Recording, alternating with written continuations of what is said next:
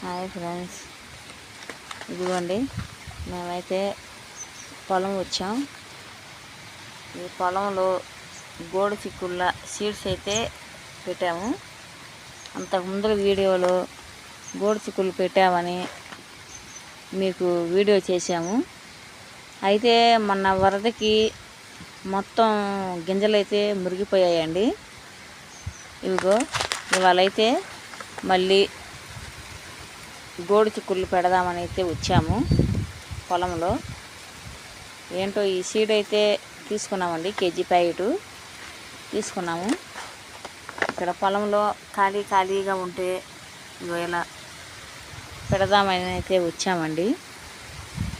ఈ విత్తనాలు మంచి కాదో అయితే మాకైతే అర్థం కాలేదు. సీడ్స్ కుడి దగ్గరికి అయితే ఈ షాప్ దగ్గరికి వెళ్తే అయితే ఇచ్చారు.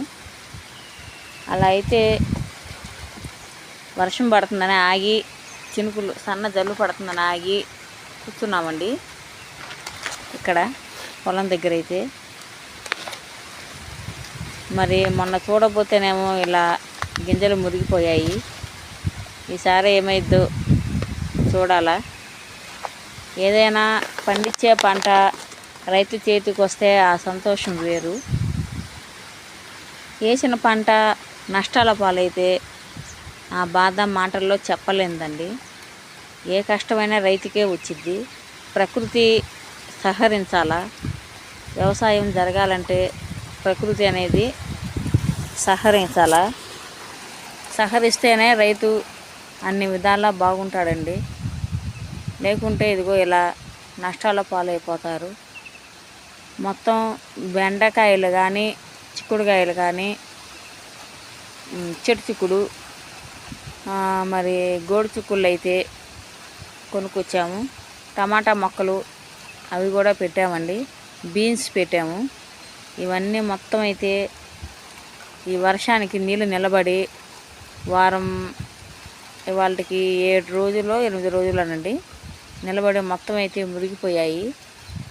ఇప్పుడు మళ్ళీ కొత్తగా పెడదామని తీసుకొచ్చాము. అంతకు ముందర తెచ్చినవి అయితే మొత్తం 15,000 రూపాయల ఖర్చు అయితే వచ్చింది.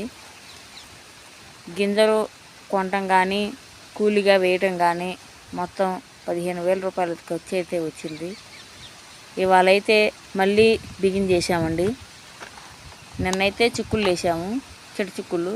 ఇవాళైతే ఇదిగోండి ఈ సీడ్ అయితే వేసాం ఫ్రెండ్స్. మా వీడియో మీకు నచ్చినట్లయితే లైక్ చేయండి, షేర్ చేయండి, సబ్స్క్రైబ్ చేయండి ఫ్రెండ్స్.